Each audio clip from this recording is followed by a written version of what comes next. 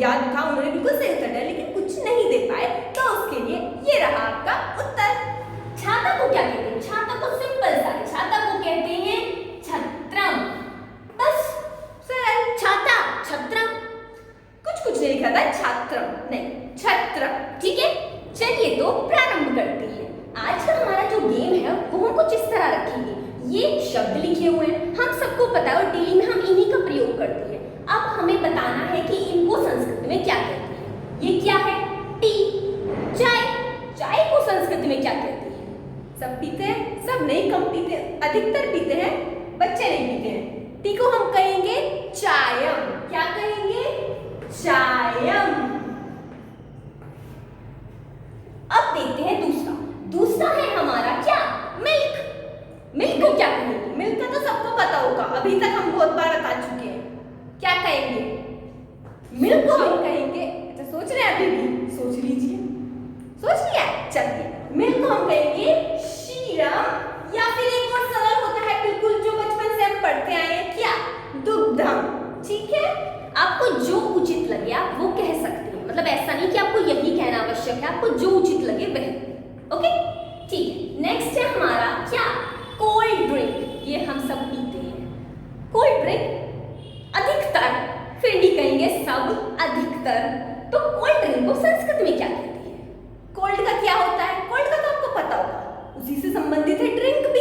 क्या कहेंगे हम? कोल्ड ड्रिंक को कहेंगे हम शीत पेयम। क्या कहेंगे? शीत पेयम। और साथ साथ आप बोलते भी चले तो याद रहेगा आपको आगे।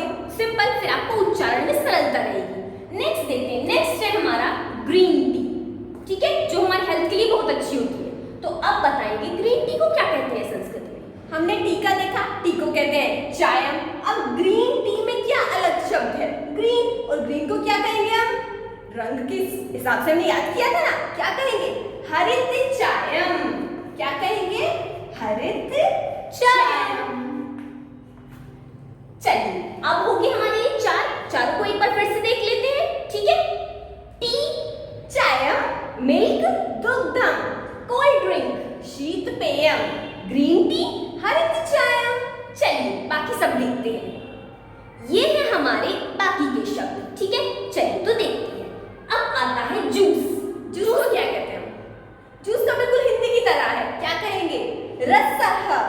सिंपल, गन्ने का रस आपने सुना है तो बस वो लगता है उसमें संस्कृत का प्रयोग कर रहे हैं आज तक। रसः। नेक्स्ट आता है हमारा फ्रूट जूस। अब ये तो बिल्कुल सरल हो गया होगा, जूस का हमें पता चल गया। और फ्रूट को क्या कहते हैं हम? फलम। नहीं, लेकिन हम संधि विच्छेद नहीं कर रहे हैं, संधि करें तो फल रसः। सिंपल, फल रसः। क्योंकि फल को क्या कहते हैं? फलम कहते हैं ना, मतलब फ्रूट को फलम कहते हैं। तो जब हम इसे लिखेंगे फ्रूट जूस तो क्या हो जाएगा? फल रसः, फल रसः। अब अगर आपको कोई सब्जी का भी जूस मिलता है तो वो तो आप जूस कह सकते हैं, लेकिन अब सोच लीजिए कोई फ्रूट जूस है तो उसके लिए आप क्या यूज कर सकते हैं? फल रसः। नेक्स्ट देखते हैं। नेक्स्ट है हमारा कॉफी। कॉफी को क्या कहते हैं? बिल्कुल सरल है, बिल्कुल सरल, एकदम उससे ही मिलता जुलता। संस्कृत के जो विद्वान रहे उन्होंने उसका निर्माण किया है। क्या किया है? काफी। सिंपल, ये तो याद भी इजीली हो जाएगा। कॉफी, काफी, सिंपल, काफी हो गया। खाना ध्यान। नेक्स्ट देखते हैं। नेक्स्ट है हमारा कोल्ड कॉफी। जैसे हमने कोल्ड ड्रिंक किया था सेम वैसे ही है, आप खुद कर लेंगे यदि आपने पीछे ध्यान दिया है तो। क्या होगा? शीत काफी। बस कोल्ड का हुआ शीत और कॉफी का तो काफी है ही। काफी हो गया। चलिए एक बार देख लेते हैं वापस फिर से।